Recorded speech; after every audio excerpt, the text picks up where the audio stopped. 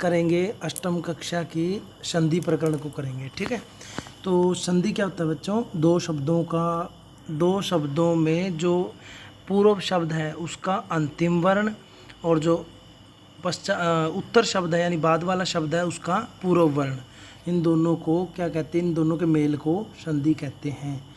जैसे इन्होंने अच्छे से समझा रखा है, विद्या में जो विद्या का आ है और आल्य का जो आगे वाला आ है और विद्या का लास्ट वाला आ है, आ और आ की क्या हो गया, यहाँ पर आ प्लस आ क्या होता है, आ ही होता है। ठीक है, बराबर है आ, तो ये आ ही रहा, तो ये बन गया विद्यालय। ठीक है, तो इसमें यही बताया गया है कि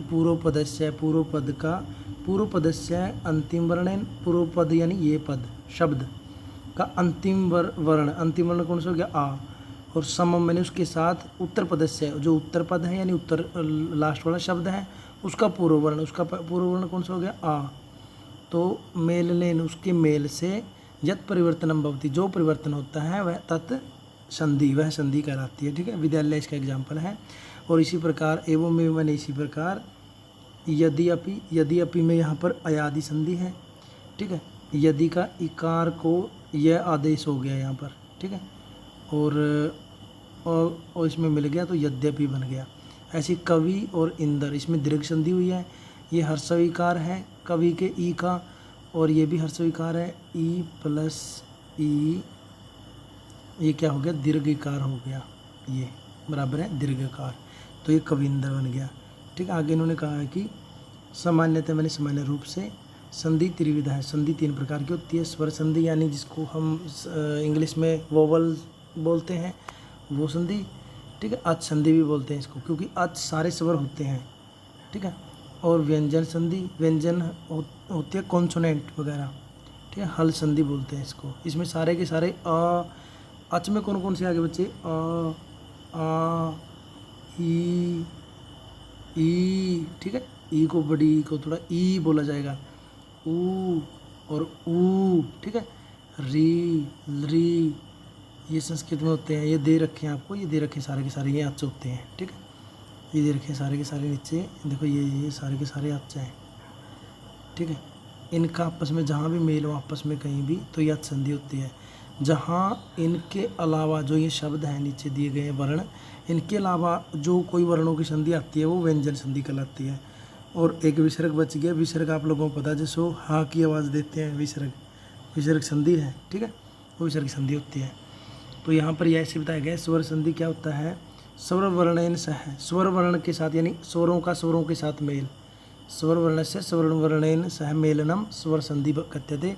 संस्कृत भाषायाम स्वीकृता स्वर वर्ण, संस्कृत भाषा में स्वीकृत किए गए स्वर वर्ण कौन कौन से हैं, अ, आ, ई, ऊ, री, ए, ऐ, ओ, औ। ठीक है, ये सारे के सारे होते हैं। दीर्घ संधि देखो कैसी होती है, दीर्घ संधि इसमें क्या कहा गया है, अ, आ, ई, ऊ, री, इनके पश्चात यही आए क्या, अ, आ, ई, ऊ, री, ये आ जाए, ये हर्षों में आए या फिर दीर्घ में आ जाए। जैसे अ की जगह आ भी आ सकता है, ई की जगह पर बड़ी ई यानी दीर्घ इकार ई। ठीक है, ऊ भी आ सकता है, री भी, तो इनका आपस में क्या कहते हैं, ये दीर्घ संधि होती है। जैसे देखो समझो, यहाँ पर मुरारी शब्द में र में क्या है, देखो मुरारी कैसे बनता है, मुर, ऐसे है ना, मुर और अरी ऐसे है।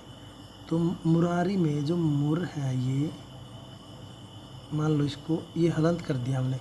ठीक है, तो इसमें से क्या निकल गया, आ, और अरी का जो अरी वाला है इसका ये आ गया, इन दोनों ने अ और अ क्या हो गया, आ हो गया है ना, तो वही बन गया, ये मुरारी में आ गया यहाँ पर देखो इस शब्द में।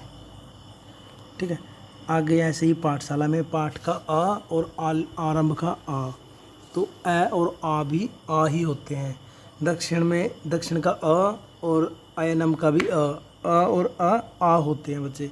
ठीक है, ऐसे ये दीर्घ संधि ऐसी होती है आपकी। ये सारे के सारे एग्जाम्पल आप कर लोगे। मुनि ईश्वर, मुनि में दीर्घ हर्षविकार है, ईश्वर में दीर्घिकार है, दोनों के हर्षविकार और दीर्घिकार क्या बन गया, दीर्घिकार, बड़ी ई हो गया। ऐसे ही जैसे लघु में छोटा उकार है, देखो लघु या भानु में हर्ष उकार है, छोटा ऊ, और ये भी छोटा ऊ है, तो ऊ और ऊ क्या हो गए, दीर्घ उकार यानी ऊ। और इसको कैसे लिखा जाता है दीर्घ उकार को, देखो आप जैसे आपने लिख दिया यहाँ पर भानु शब्द लिख दिया, भानु, ठीक है, ये क्या दीर्घ इकार यानी बड़ा ऊ है ये। और आपने लिख दिया यहाँ पर लघु, लघु, लघु, ये हर्षवकार उकार होता है बेटा, ठीक है। अब ऐसे ही आप ये सामान्य प्रक्रिया समझ ले सकते हो। अ और आ बनता है, अ और आ बनता है, आ और आ बनता है, आ और आ बनता है, ई होती है, सारी दीर्घिकार होती हैं, दीर्घ आकार होता है, दीर्घ उकार होता है, ये री बनते हैं, री बनते हैं, ठीक है। अब इसमें यण संधि देखो, सबसे पहले यण संधि में क्या होता है बच्चे, यण संधि में देखो ई ऊ री ली, इनमें इनके पश्चात में कोई भी इनसे अलग वर्ण आए, जैसे ई के पश्चात कोई भी अलग आ गया, ऊ आ गया, कोई भी अलग वर्ण आ गया, ठीक है, ठीक है, तो क्या हो जाता है, इनको क्रम से कौन सा आदेश हो जाता है, ई को कौन सा आदेश हो जाता है य, ऊ को कौन सा हो जाता है व, और री को कौन सा हो जाता है र, और ली को हो जाता है ल, ठीक है। जैसे यहाँ पर देख सकते हैं फॉर एग्जाम्पल क्या है, यदि और अपि है, ठीक है। यहाँ पर देखो यदि का ई है ना, इसमें इकार आया है, और उसके बाद में भिन्न स्वर आया है, भिन्न स्वर यानी आ गया, यहाँ पर ई तो नहीं है ना, यदि वाला ई तो नहीं है ना, यहाँ पर आ गया, तो इसलिए क्या हो गया, यण संधि हो गई। यहाँ पर ई को क्या हो गया, इस सूत्र से हो गया, ई को देखो मैं अब दोबारा समझाता हूँ आपको, इसमें यदि में यदि ऐसे है, ठीक है, और आगे है अपि है, तो यहाँ पर ई को क्या आदेश यहाँ पर हो गया, इसका अलग, इसको यह आदेश हो गया ई को, तो ये बन गया य द, इसको ई को हो गया आदेश ये वाला, ये भी हलंत, य और अपि, ये अपि तो ऐसे ही रहेगा, ठीक है।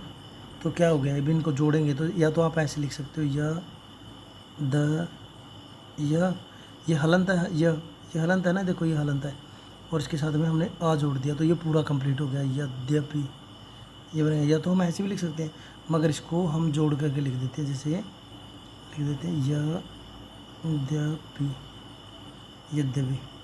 ऐसे बच्चे हैं वधुवरी, मधुवरी, वधु आगमन, वधवा आगमन बन गया, ओ को यहाँ पर व का आदेश हो गया, पितृ आदेश में री को अर आदेश हो गया, और ली को अर नहीं र आदेश हो गया, और ली को ल आदेश हो गया।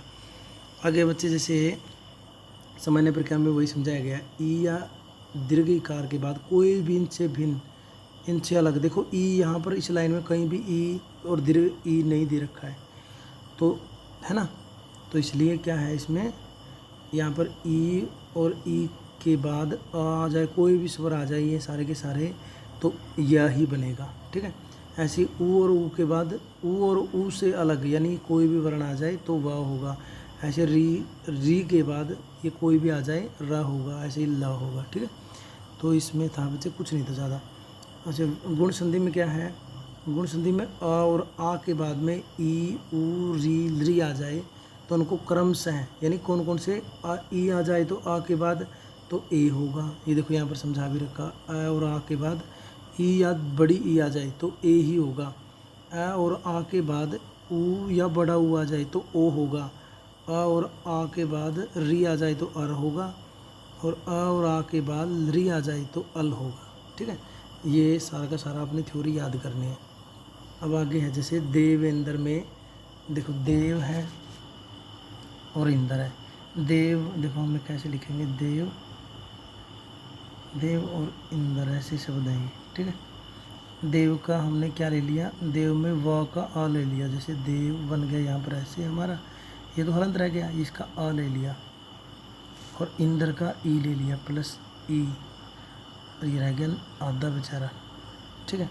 इन दोनों को हमने जोड़ा तो क्या बन गया ए, और ए को हम ऐसे भी लिख सकते हैं किसी के लाइन के ऊपर ये वाला, यही यहाँ पर लिखा गया देवेंद्र में, ये देखो दे, ये बन गया ए, ये जो मैं लिख रहा हूँ अभी ये बन गया ए, ठीक है। बस इधर आगे ना और द, ऐसे बच्चे ये देव प्लस ईस है, यहाँ पर आकार है, देखो आकार है, आकार के बाद दीर्घिकार आया है तो देवेश बन गया। ऐसे ही आप किसी भी आपके दोस्त के आपके नेम में आप संधि विच्छेद कर सकते हो। एक और ओन, एक ओन, महाउर्मी, देव ऋषि, तव लिरकार, ठीक है। तो ऐसे ही आपके सारे अलग अलग है। आगे हैं बच्चे जैसे वृद्धि संधि। देखो वृद्धि संधि में क्या होता है बच्चे, वृद्धि संधि में ये होता है, देखो यहाँ पर तो अ और आ के बाद ई आया था, यहाँ पर जो इनको आदेश हुआ था ना ये यही आ जाता है, ए आ जाएगा सीधा आ के बाद में, अ और आ के बाद ए आ जाएगा तो दीर्घ ए हो जाएगा, यानी ये वाला ए, ये आ और ए के मिलन से क्या बनता है, ये वाला ये, ठीक है। तो ऐसे ही देखो दो ही हैं इसके, देखो अ और आ के बाद ए और आई आ जाए तो आई होगा, अ और आ के बाद और औ आ जाए तो औ होगा, ठीक है। जैसे एक में और एक कम में, एक का जो क है, क में जो अ है हमने निकाल लिया एक, ठीक है, ये निकाल लिया, अ बन गया। और वहाँ पर क्या है पीछे, एक कम का ए ले लिया हमने, तो इन दोनों को क्या बन गया, आई बन गया। आई को कैसे लिख सकते हैं हम, किसी लाइन के ऊपर ऐसे भी लिख सकते हैं, दो मात्राओं के रूप में लिख लेते हैं ना, आई बन गया बस। ऐसे ही देवेश्वरम, गंगोद, गंगा प्लस में ओद, गंगोद है, और ऐसे ही महा प्लस में औषधि, महोषधि, ठीक है। अब है आपका लास्ट है अयादि संधि बच्चे। अयादि संधि में क्या होता है, ये भी सिंपल है। इसमें देखो ए और आई के बाद में, ओ और औ के बाद में कोई भी इनसे अलग वर्ण हो, इनसे अलग वर्ण कोई भी स्वर हो, तो यहाँ पर इनके स्थान पर क्रमशः ए को अयादेश हो जाता है, आई को आयादेश हो जाता है, ओ को अवादेश हो जाता है, औ को आवादेश हो जाता है। जैसे यहाँ पर देखो ए के बाद में कोई भी स्वर वर्ण हो ए को छोड़ करके, ठीक है, तो ये अयादेश हो जाएगा। इसके बाद में आय हो जाएगा, अव हो जाएगा, आव हो जाएगा, ठीक है। जैसे इन्होंने समझा भी रखा बच्चे, ने में ए है, यहाँ पर न में, न और ए में क्या है, न और ए है ना, ये वाला ये, ठीक है।